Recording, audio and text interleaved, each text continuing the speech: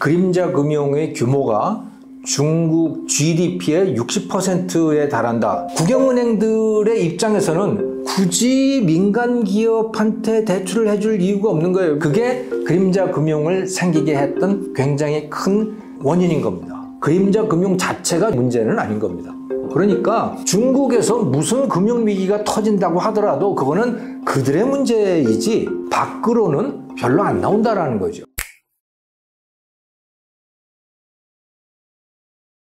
그림자 금융이라고 하는 것은 영어의 번역어예요. 섀도우 뱅킹을 그림자 금융이라고 표현을 하는데 이것은 일종의 속어 같은 거죠. 공식적인 용어는요, 이 그림자 금융과 관련된 공식 통계들을 보면 NBFI라고 하는 용어가 반복적으로 등장을 합니다. 이게 그림자 금융의 공식 용어인데요. Non-Bank Financial Intermediation이에요. 비은행권 금융거래, 그것을 이해하기 쉽게 그림자 금융이라고 하는 단어로 표현을 하는 거죠. 자, 그런데 이 그림자 금융을 특별히 문제시하는 이유는 이게 예금 보장이 안 되기 때문입니다. 위험성이 있기 때문이에요. 2008년에 미국에서 서브프라임 사태 이후에 리먼 브라더스 사태가 있었고 그것 때문에 글로벌 경제 위기로 전이가 됐었는데 그때 문제가 됐던 대부분의 원인이 바로 이 그림자 금융들이었던 거죠. 그래서 그때부터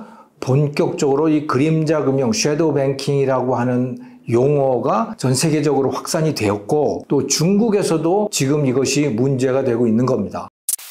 그럼 그림자 금융이라는 게 도대체 실체가 뭐냐? 신탁 상품이 가장 많습니다. 그래프에서 보시면 빨간색으로 칠해져 있는 거 있잖아요. 이게 신탁 상품 중에서도 특히 자산관리 신탁 같은 것의 비중을 보여주고 있는 거거든요. 중국에서. 그리고 신탁 상품 이외에도 아무튼 은행에서 공식적인 대출 받는 거 이외에 대출 상품들 이런 것들이 그림자 금융으로 분류가 되고 있는 것이죠.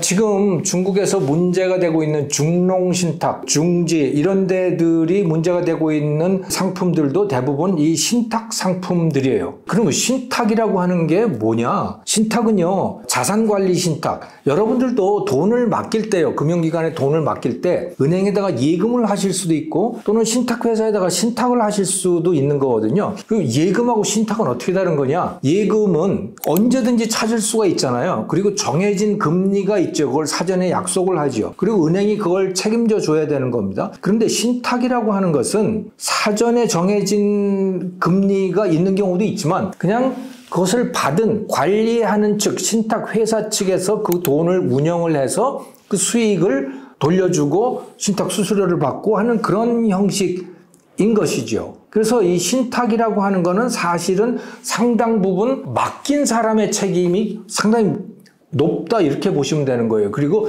위험성도 굉장히 크죠. 은행은 위험성이 낮습니다. 그리고 은행에다가 맡긴 예금은 언제든지 되찾을 수 있죠. 설령 정기예금으로 맡겼다고 하더라도 뭐 이자 손해보고 언제든지 찾을 수 있습니다만은 신탁이라고 하는 건 그렇지 않고 만기가 딱 돼 있어서 그 이전에는 찾을 수가 없는 그런 특성들을 갖고 있어요. 그런 신탁 상품이 굉장히 많은 거죠. 그런데 대부분의 나라들에서 이 은행 예금에 대해서는 굉장히 규제가 많습니다. 그리고 예금을 받아서 대출해주는 데에도 굉장히 은행에 대한 규제들이 많거든요. 하지만 이 신탁에 대해서는 자기 책임의 성격이 굉장히 강해요. 그래서 국가가 신탁 자금에 대해서 크게 관여를 하지 않습니다. 그 대신 예금보험처럼 은행에 적용되는 그런 안전장치가 신탁에는 없습니다. 그러니까 신탁은 상대적으로 위험한 거죠. 그림자 금융이라고 하는 것은 이런 위험성들을 안고 있습니다. 그런데 이것이 중국에 있어서 이 신탁 상품들 또는 그림자 금융 상품들이 부동산에 주로 많이 투자가 되어 있어요. 그런데 최근에 들어서 여러분 다 아시겠지만 중국의 부동산이 극도의 침체기로 들어가 있지 않습니까? 집도 안 팔리고 또 집값도 떨어지고 그런 상태가 되었어요. 그러니까 부동산 개발 회사들이 신탁 회사들, 이 그림자 금융으로부터 돈을 많이 빌려왔는데 그 돈을 갚을 수가 없게 된 겁니다. 그러니까 그 신탁 회사들 입장에서는 신탁 회사에다가 돈을 맡긴 사람들, 그 사람들에게 상품의 만기가 돌아왔는데 돈을 돌려줄 수가 없게 돼버린 거예요. 그래서 신탁회사들이 부도 위기에 처하게 된 거고요. 더욱더 문제가 된 것은 이 신탁 같은 데에서 부동산으로 빌려준 돈이 정확히 어느 정도 금액이 되는지를 확실하게 알 수가 없답니다. 이게 다 부외부채 뭐 이런 것들로 처리된 것들이 많기 때문에. 그리고 은행들도 그렇게 빌려준 데들이 꽤 있대요. 은행에서 비공식적으로 신탁사를 통해서 또 다른 루트를 통해서 부동산 회사들의 돈을 빌려준 곳이 많은데, 왜냐하면 금리가 높기 때문에 그런 거죠. 그런데 그것들이 지금 대부분 다 문제로 등장하고 있는 겁니다. 하지만 정확히 그 규모를 알 수조차도 없는 상황이 되어 있는 것이죠. 그래서 이것이 더욱더 문제가 되고 있습니다. 그림자 금융이 특별히 위험한 존재로 등장을 하는 것은 거기에서 부도가 급증을 할 때 그렇게 되는 겁니다. 보통 때에는 사람들은 별로 그걸 관여치 않아요. 이게 그림자 금융인지 아니면 공식 금융인지 뭐 그런 걸 생각지 않고 그냥 돈을 맡기는 거죠. 그리고 많은 경우에 중국 사람들이 특히 더 그랬습니다만 아마 한국의 예금자들도 그렇지 않을까 모르겠어요. 신탁회사에다가 돈을 맡겼는데 이거는 은행하고 같은 거야? 뭐 대개 이런 생각을 한 겁니다. 그러니까 어차피 이게 만약에 돈을 못 갚게 된다면, 신탁회사가 돈을 못 갚게 된다면 정부가 책임지는 거 아니야? 이런 생각을 하고 있었던 것이죠. 하지만 현실은 그렇지가 않은 거예요. 그건 착각인 거죠. 그래서 부도가 나기 시작한 겁니다. 그러니까 이게 문제가 되는 거죠. 부도가 나지 않았을 때는 뭐 은행이나 신탁회사나 뭐 우리나라 사람들도 그러지 않을까 모르겠어요. 뭐 별로 어차피 금융기관이라고 하는 건 최고의 공신력을 가진 데라고 다들 믿기 때문에 문제가 안 되는데, 부도가 나기 시작하니까 그것이 문제거리로 등장을 하고 이제 그 본질을 깨닫기 시작하는 거죠. 다시 한번 정리해서 말씀을 드리지만, 우리 개인 소비자들이 은행에다가 맡긴 예금은 정해진 한도 내에서는 정부가 예금보험으로 다 보장을 해주잖아요. 설령 은행이 부도가 난다고 하더라도 다 보장을 해줍니다. 정해진 금액 내에서는. 우리나라는 그게 5천만 원이죠. 중국도 그건 마찬가지라는 거예요. 특히 중국의 대부분의 대형 은행들은 국영은행, 국유은행들이기 때문에 그건 뭐 그냥 국가라고 생각을 하면 되는 거예요. 거기서 부도가 날 일은 없는 거죠. 중국이라는 나라가 망하기 전까지는. 그런데 이 신탁 상품들, 그림자 금융이라고 불리는 이런 데들은 부도가 나면 누구도 그것을 보장해 주지 않는다. 그래서 이제 부랴부랴 이것을 그림자 금융이라고 해서 갑자기 위험하게 보기 시작한 겁니다. 그리고 중국 내에서는 이 금액이 꽤 많고 굉장히 얽히설키 설켜 있다고 해요. 정확한 그 사정을 알 수가 없지만, 그렇기 때문에 한 군데 두 군데에서 부도가 나기 시작하면 이게 다른 곳으로 전이될 가능성도 상당히 높다. 그런 예측들을 하고 있는 것이죠. 그래서 그림자 금융을 공식적인 금융시장으로부터 따로 떼어서 별개로 취급하게 된 겁니다.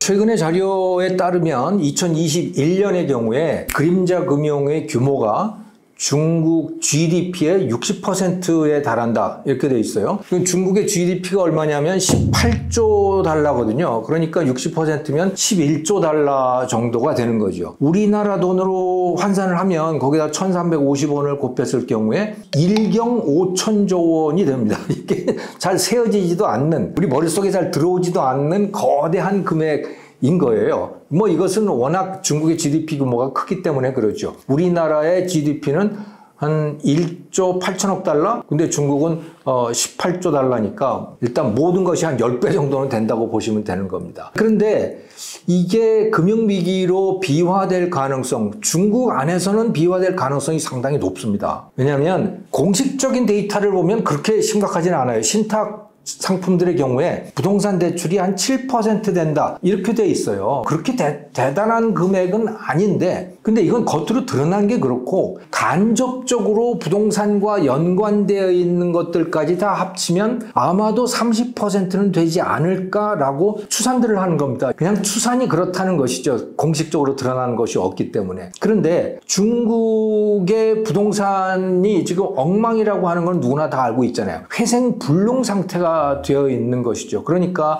헝다그룹이니 비구위안이니 뭐 이런 데들이 엄청난 부도들을 내고 있는 것이고, 다른 데들도 억지로 막고 있는데 언제 계속해서 부도가 터질지 알 수가 없는 그런 상황인 겁니다. 근데 그런 데다가 투자를 해놨으니까 이 그림자 금융 신탁 회사 이런 데들이 무사할 리가 없는 거죠. 그래서 그 서로 얽히고 설키고 이런 식으로 되어 있어서 연쇄 부도로 이어질 가능성이 높다. 그런데 중국 같은 경우는 이 대형 금융사들은, 특히 대형 은행들 말이죠. 대형 은행들은 다 이게 국영 기업들이기 때문에 거기까지 번지지는 않을 거예요. 근데 현실적으로 이 은행들이 신탁이라든가 다른 루트를 통해서 부동산에 대출해 준 건 상당히 많답니다. 그래서 부의 부채로 되어 있기 때문에 겉으로 드러나지는 않는데, 은행의 입장에서는 공식적인 대출을 해주게 되면 그게 금리가 3%가 채 안 되는 거예요. 그런데 이런 그림자 금융을 통해서 부동산에 대출을 해주게 되면 그러면 금리가 뭐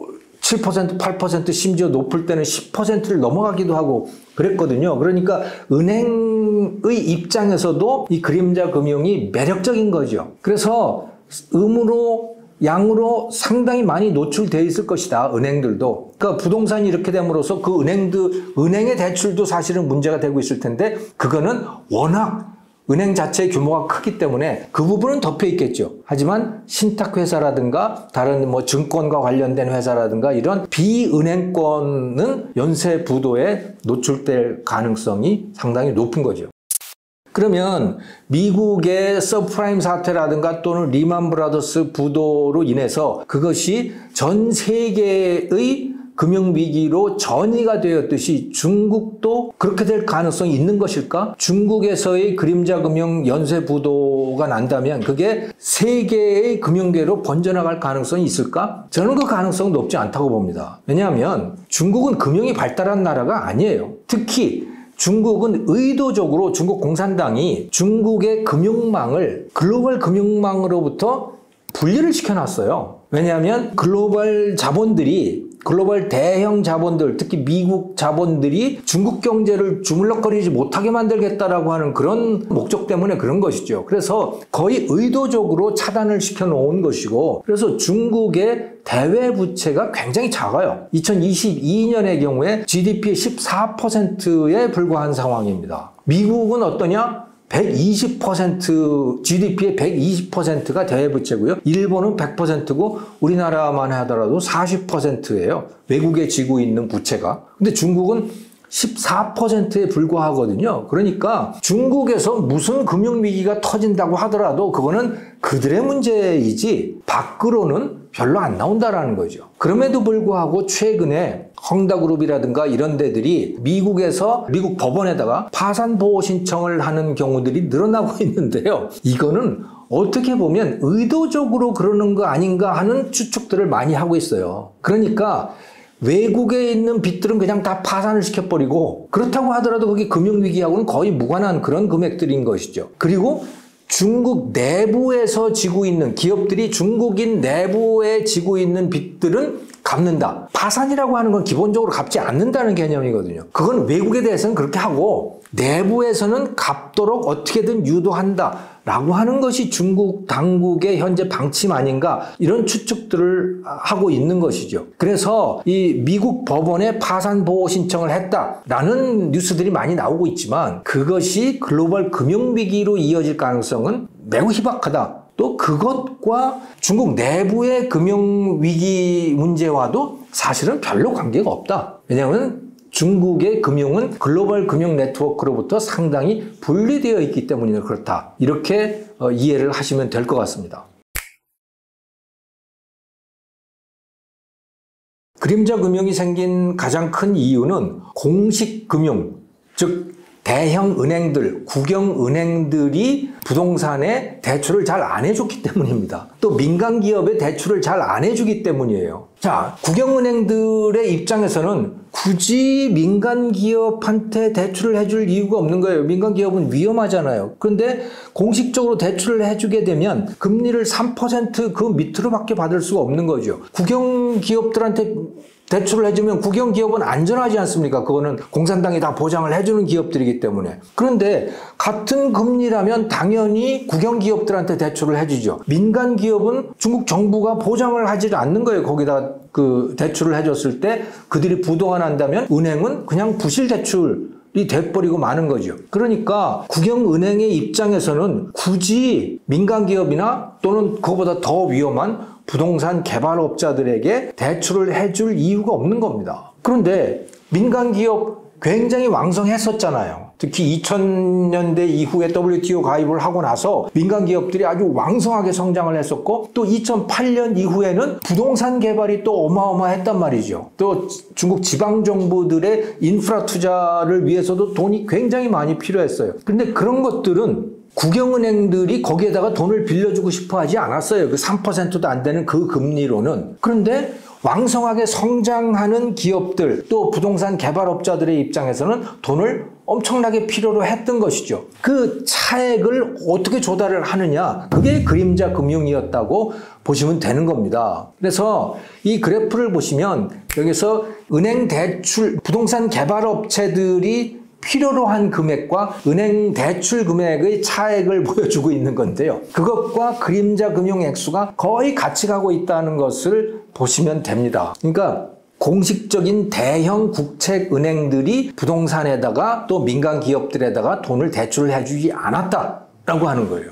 그게 그림자 금융을 생기게 했던 굉장히 큰 수요 측의 원인인 겁니다. 그럼 거기다가 돈을 대준 사람은 누구냐? 그것이 공급 측 요인인 것이죠. 공급자들은 많은 경우에 민간 투자자들이었습니다. 그냥 개인들인 거죠. 그들이 신탁회사에다가 돈을 맡긴 거예요. 그러면 그 신탁회사들은 자산관리 상품 이런 형태로 자산관리 신탁 같은 형태로 돈을 받아서 부동산 개발업자들에게 돈을 빌려준 겁니다. 그때 금리는 굉장히 높은 거죠. 그래서 심지어 15% 이렇게까지도 금리를 받고 빌려준 거예요. 그리고 그렇게 금리를 높게 받고 대출을 해주니까 돈을 맡긴 일반 투자자들에게도 금리를 높이 줘야 되잖아요. 거기에는 뭐 위험이 따르는 것이고. 그러다 보니까 은행 금리보다도 이 신탁회사들 그림자 금융 금리는 2배, 3배 이렇게 높게 된 거죠. 그러니까 거기 돈이 간 겁니다. 그리고 일반 투자자들은 그것도 그냥 금융기관이라고 생각을 한 거예요. 이게 뭐 부도가 났을 때 정부가 책임지지 않는다 이런 거는 별로 생각을 안 하고 그냥 이것도 은행이지 뭐